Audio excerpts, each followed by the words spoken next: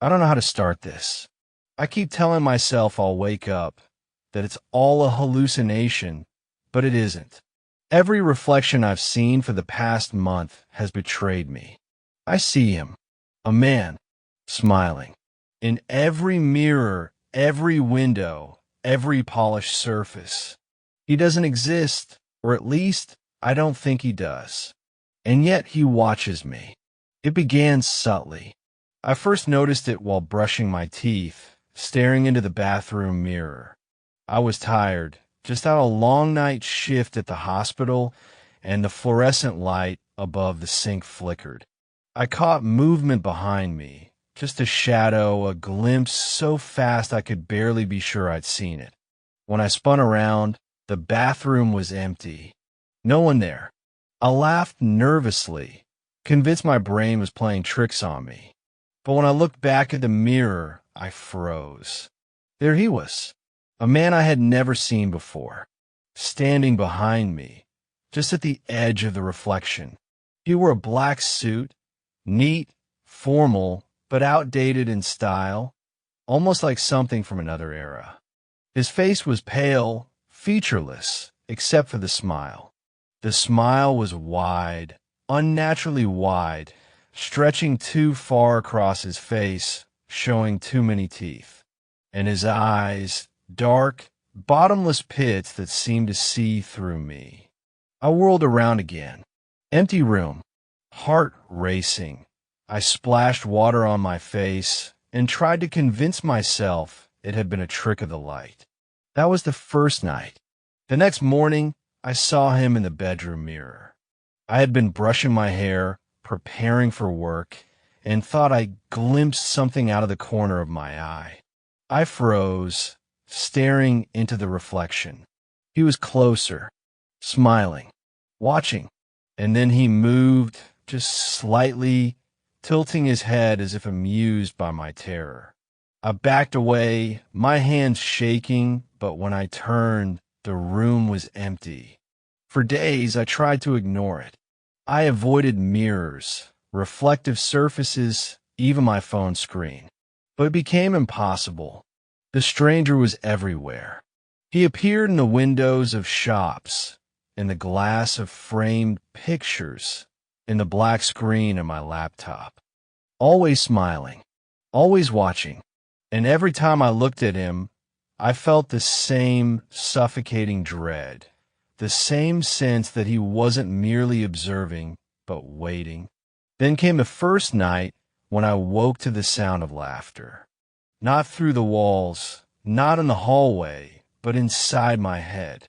A low, chilling chuckle that grew louder and louder until I was screaming, pounding on my bedside table, begging it to stop.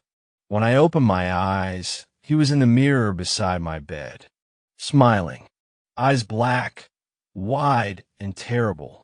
He didn't move, he didn't need to, but his presence filled the room, oppressive and consuming. I tried to speak to someone, anyone, but no one would believe me. My friends, my coworkers, even my family. "You're stressed," they said. "You need rest." I couldn't explain the fear, the suffocating sense of inevitability. And then I began to notice something worse. The smile wasn't static. Sometimes it would stretch wider, thinner, more grotesque, until it looked impossible. And his eyes. I swear, sometimes they moved independently, focusing on different points of the room, tracking me, calculating. I started seeing him in places I knew shouldn't have reflections. The shiny surface of a coffee pot at work, the silver frame of an empty picture, even the darkened screen of my TV when I turned it off.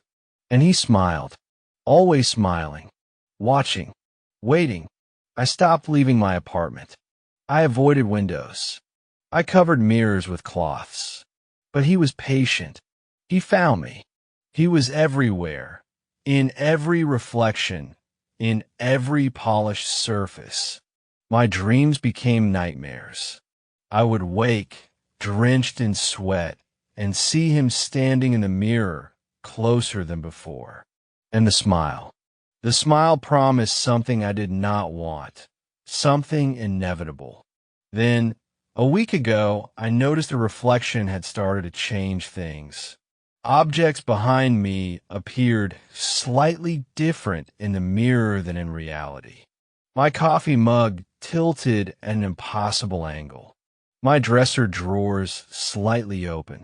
And the stranger, closer, always closer, smiling wider, watching me, waiting. I began to understand I wasn't just being observed.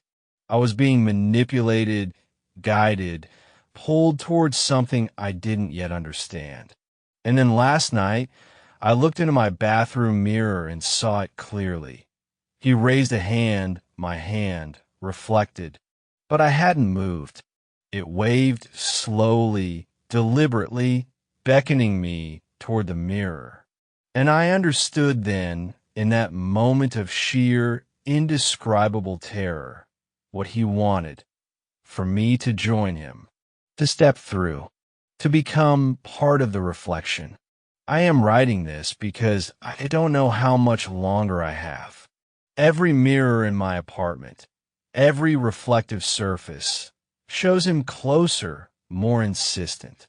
The smile has grown wider, the eyes darker, and now, I swear, I can see my own face in his reflection, twisted in terror, screaming silently. I do not know who he is or why he has chosen me, but I know one thing. He is patient, and he is waiting, and I am running out of time. I thought the first week had been bad. I was wrong. It only got worse. The stranger no longer waited patiently in mirrors for me to notice him. Now, he appeared everywhere I glanced. I would be walking down the street, and the sunlight would hit a car window or a puddle perfectly, and there he would be, smiling, closer than he had ever been. Sometimes his reflection moved independently of my own. He would step closer when I stepped back, tilt his head when I didn't, and occasionally, just when I thought I'd looked away, he would be there behind me in a window pane, as though the glass had swallowed me into another dimension and spat him out of my place. Sleep became impossible. I no longer dared close my eyes. When I tried, he appeared in my dreams, often in rooms I knew I had never been in, standing in mirrors I had never seen. He would smile, sometimes wave, sometimes simply lean forward with that stretching, unnatural grin. And when I woke, I would find traces of him in my room, slight smudges on the windows, distortions in the mirrors, shadows that seemed out of place. It was during this second week that I realized I could no longer trust my own reflection. My movements in the mirror were subtly wrong.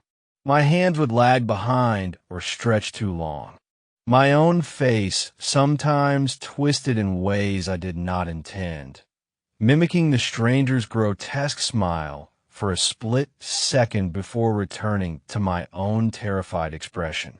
I began covering every reflective surface in my apartment, mirrors, windows, even the polished metal of my stove and refrigerator. I thought that might stop him. It didn't. One night, I was brushing my teeth in the bathroom. The flickering light above cast half the room in shadow. For a moment, I felt relief he wasn't there. Then the mirror behind me, which I had covered with a thick towel, began to ripple as if it were water. The towel slid slightly, revealing his reflection, smiling, closer than ever. His eyes glimmered, unnaturally bright in the dim light, and he tilted his head in a mocking imitation of my own movements. And then he spoke, just a word, almost a whisper, soon. It wasn't audible outside my head, but I heard it, deep inside, vibrating through my bones. I dropped the toothbrush, stumbled back, and the mirror returned to normal, or at least what I thought was normal. My pulse raced uncontrollably. I tried talking to people. My coworkers noticed my exhaustion. My friends noticed my pallor. But when I tried to explain, their faces would twist slightly, almost imperceptibly, into a mocking grin. It wasn't them exactly, but their reflections in my mind seemed wrong. I began to fear everyone's reflection. I started avoiding eye contact, avoiding polished surfaces, avoiding people. The stranger was no longer limited to mirrors. He had begun leaking into everything I could see. The next terrifying incident came in the form of photographs. I found an old camera in my apartment's storage closet, and for reasons I cannot explain, I decided to take a few pictures of the room, hoping, foolishly, that he might not appear in photographs. When I developed them, he was there in every frame, always in the background, always smiling, always closer. In the last photograph, he was touching me.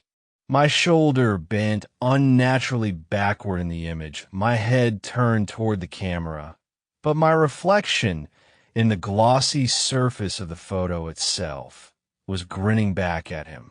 By now, paranoia had taken full control.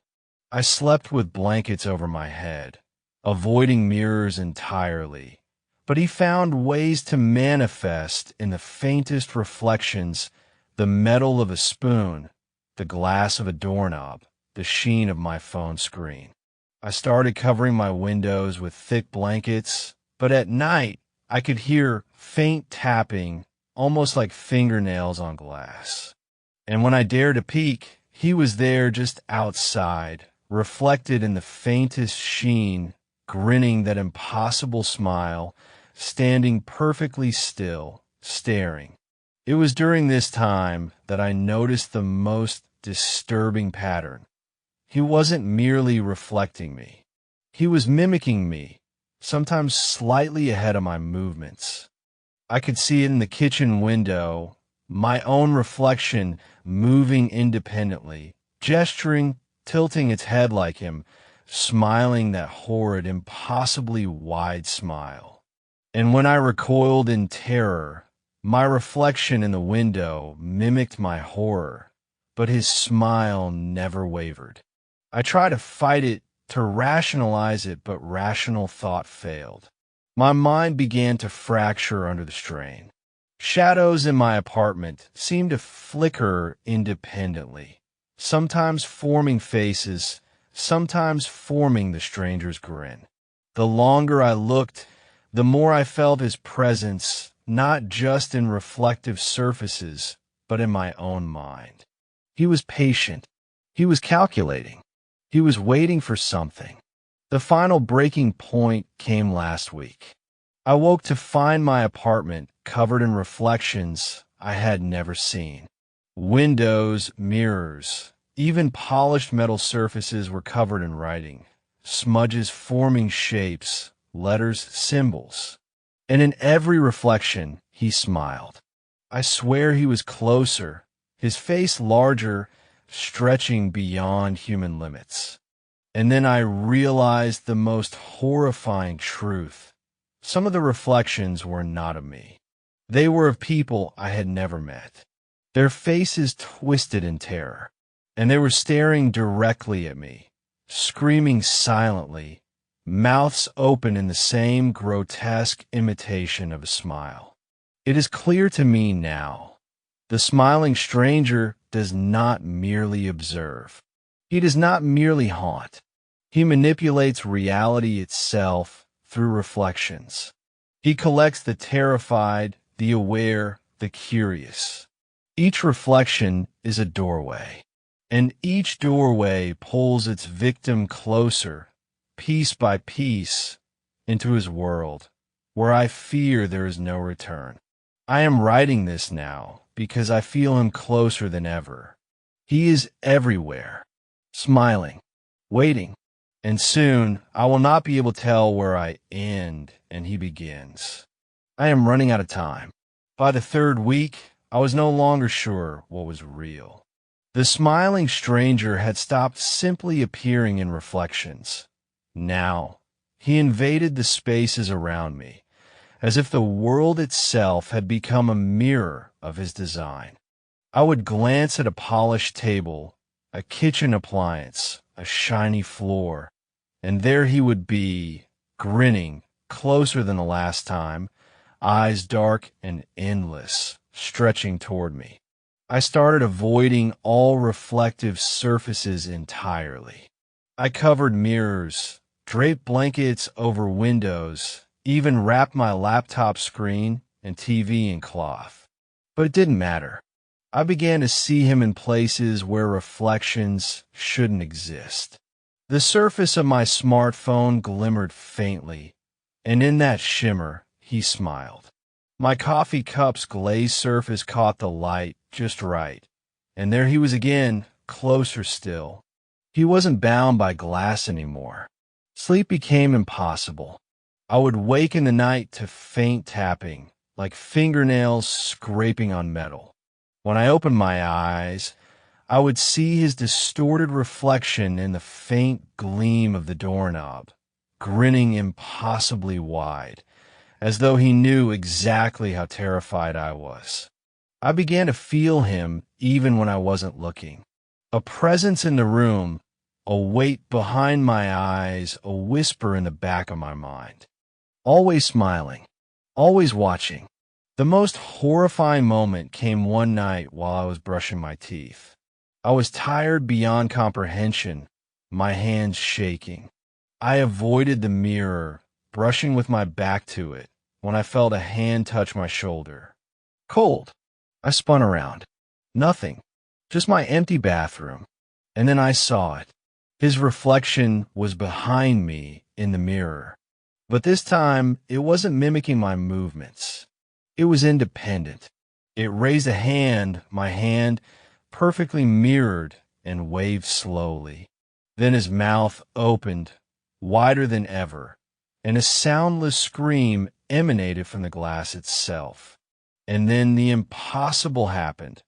I realized the reflection was moving forward. Not through the mirror, but as though it had weight, as though it could leave the glass and reach me. I backed away, tripping over a rug. The bathroom door slammed shut behind me with no wind, no draft.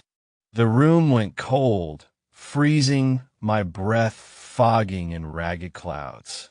The reflection grinned, tilting its head in that mocking manner, and whispered inside my mind, clear and deliberate, soon. Very soon. I fled to the living room, but the entire apartment seemed altered. Surfaces glimmered where they hadn't before. Polished floors, metallic fixtures, even the glossy cover of a magazine, all became windows for him. And in each reflection, his grin widened further, impossibly stretching across his face. Sometimes his eyes split apart, one moving independently, scanning the room. Sometimes his head bent backward in a way no human should be able to. Always smiling, always waiting.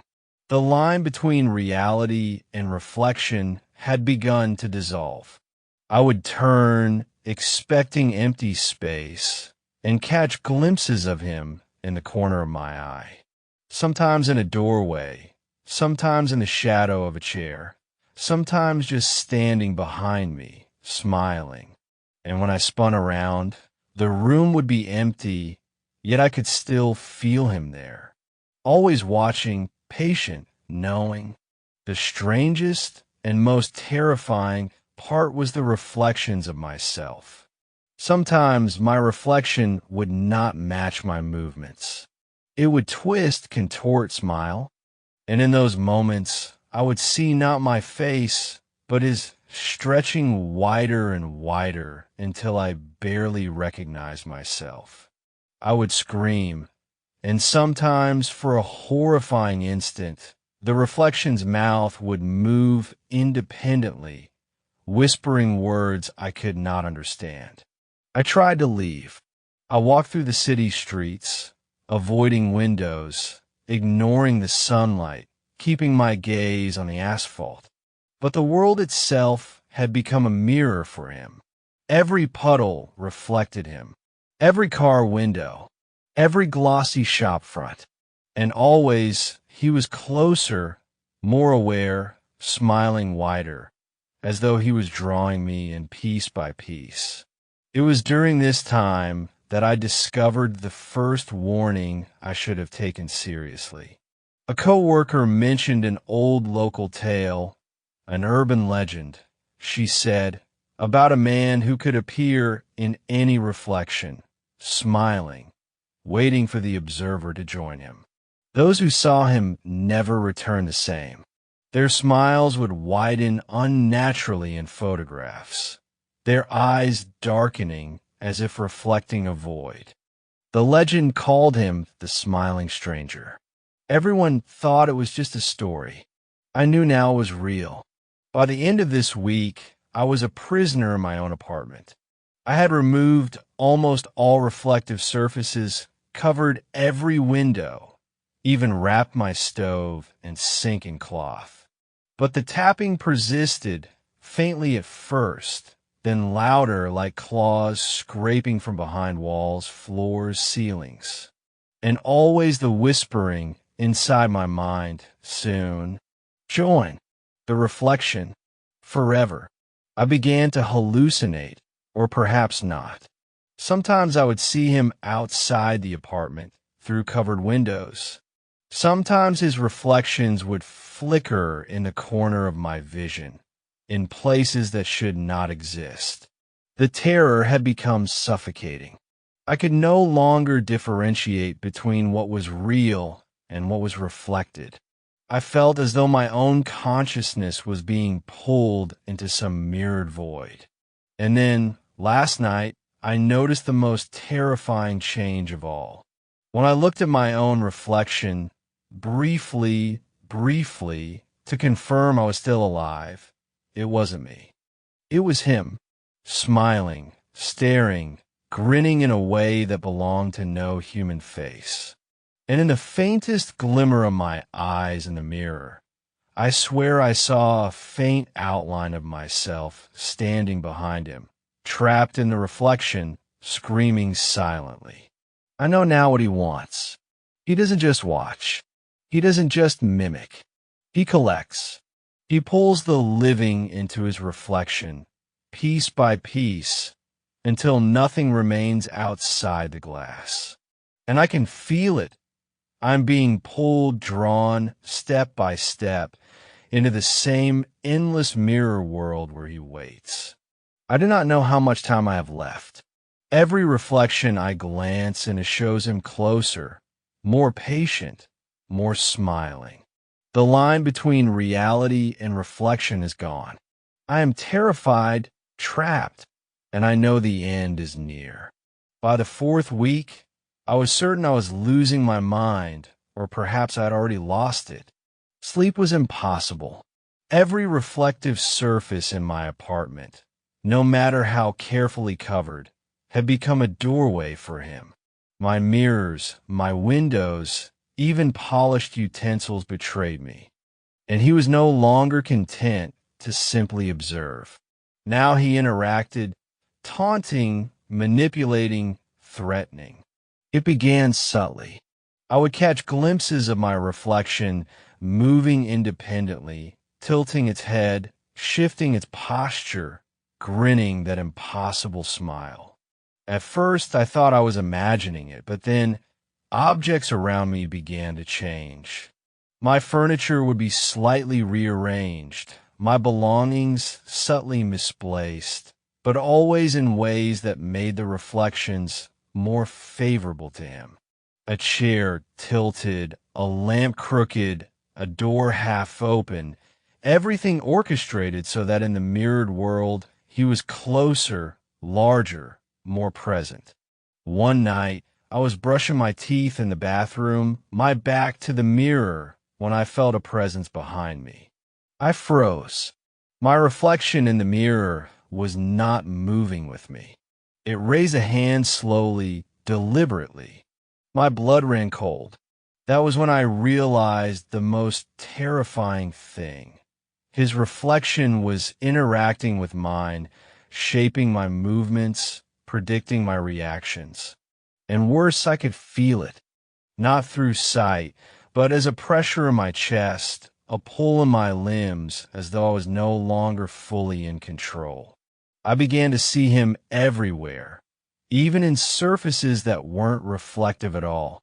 Shadows elongated unnaturally, twisting into the shape of his smile. Patterns in the wallpaper, in the wood grain of my floor, even the faint shimmer of my carpet seemed to form his face when I stared long enough. The boundaries between the reflection and reality had completely dissolved. I could not tell where he ended and I began. Last night, he spoke to me for the first time in words I could hear aloud, though no sound escaped my lips. The voice came from the mirror itself, low and resonant, a sound that seemed to vibrate through my bones. Step closer. It's easier if you surrender. The reflection is patient. I tried to run. I fled through the apartment, but every surface betrayed me. Windows glimmered faintly, mirrors shone under blankets. Even my phone screen lit up with his face. I could see the faintest outline of my own form behind him in each reflection, trapped, screaming silently. And each time, his grin widened, stretching beyond human limits. I barricaded myself in the bedroom, covering every reflective surface I could find, but it was useless. I could hear the faint tapping at the window, the low scraping along the walls, the subtle hum in the air, the sound of a presence that was everywhere. And then, for the first time, I felt a physical sensation of being pulled toward the mirrors, toward the reflective surfaces, as though invisible hands were dragging me. In desperation, I tried to leave the apartment. The hallways of my building twisted unnaturally. Doorways seemed longer than they should. Stairs warped beneath my feet. And everywhere I looked, reflections appeared where they shouldn't, shadows of him following me, grinning, waiting. Even when I closed my eyes, I could see him in the darkness behind my eyelids, tilting his head wider and wider, a smile that promised something inevitable, something I could not escape. By now, I had stopped trying to explain to anyone. The smiling stranger had no presence outside the reflective surfaces, yes, but he had already infiltrated my mind. I could feel him thinking, calculating, knowing every movement I would make before I made it. My own reflection had begun to betray me, tilting its head, stretching its grin, mocking me silently. Yesterday, I saw him in my bathroom again, standing impossibly close so that in the reflection, his face almost touched mine. And then something new. His reflection spoke without moving its mouth. Words appeared on the glass, black and twisting. Join us. You belong here.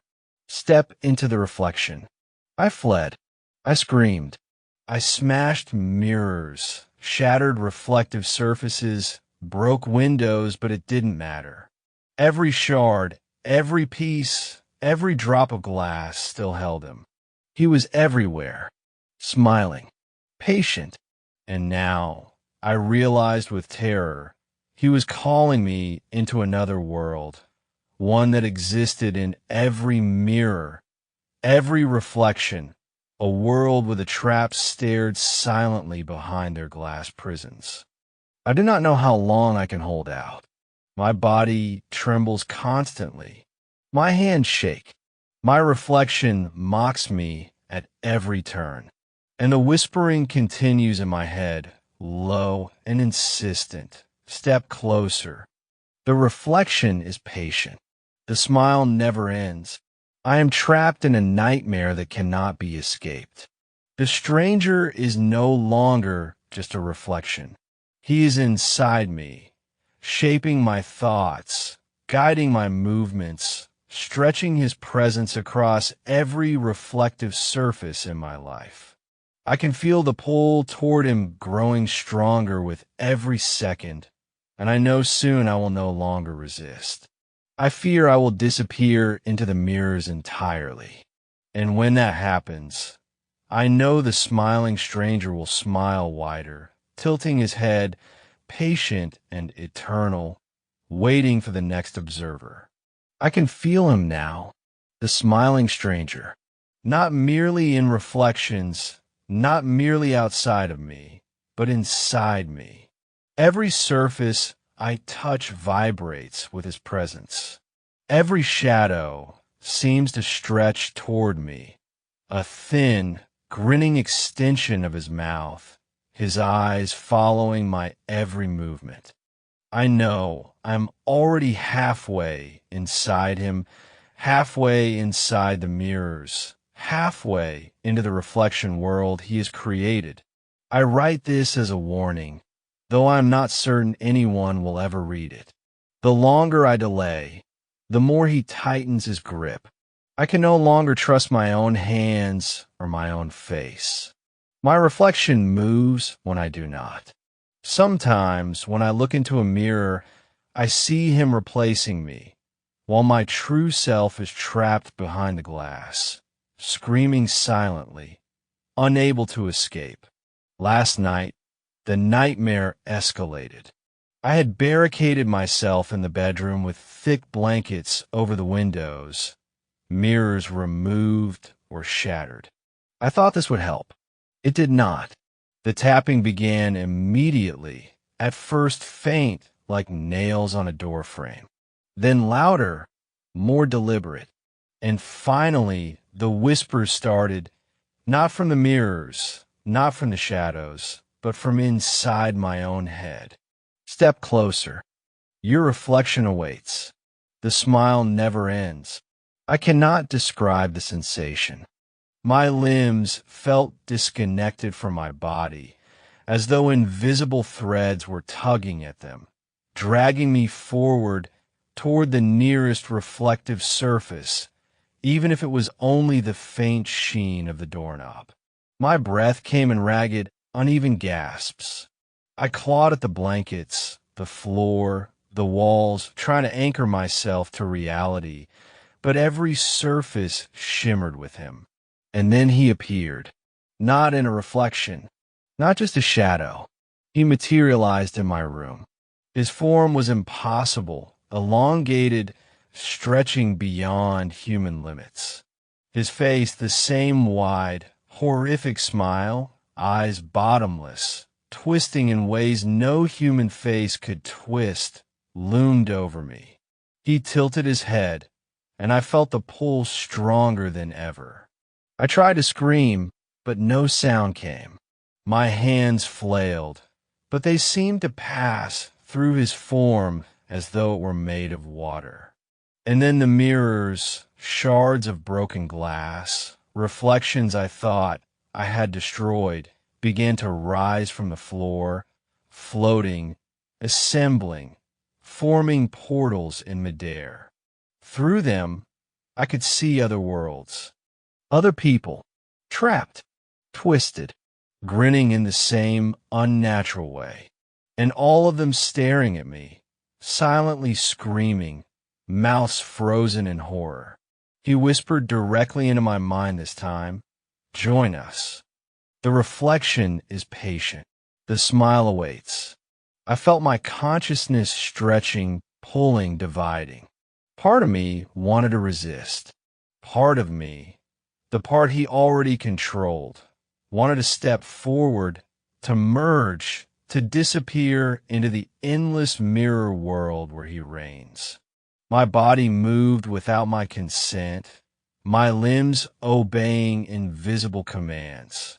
I could see myself in one of the floating mirrors, frozen in terror, screaming silently, while another version of me, The reflection he created tilted its head and smiled. The boundaries of reality shattered. The apartment dissolved into reflections. Windows, mirrors, shards of glass, even puddles of spilled water became gateways. Through each, I could see faces twisted and trapped, all grinning silently, all staring at me with empty, hungry eyes. He was everywhere, patient, eternal, and I understood. I was not the first to be drawn in, and I would not be the last. I reached for the last solid surface I could find, the wooden floor beneath me, and I felt it pull me downward into a reflection of itself. My hands touched the polished wood, and it rippled like water.